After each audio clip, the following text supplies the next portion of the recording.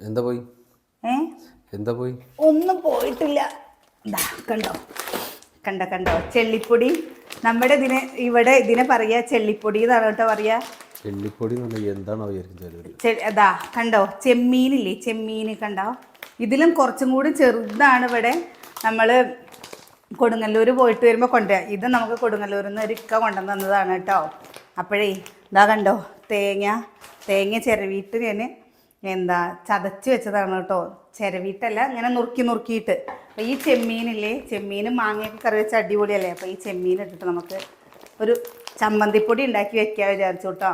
ചമ്മന്തിപ്പൊടി ഉണ്ടാക്കി വെച്ച് കഴിഞ്ഞാൽ രാവിലെ അല്ലെങ്കിൽ ഉച്ചയ്ക്കൊക്കെ ചോറിൻ്റെ കൂടെയും ഇവർ പലഹാരത്തിൻ്റെ കൂടെയൊക്കെ കഴിക്കും കേട്ടോ.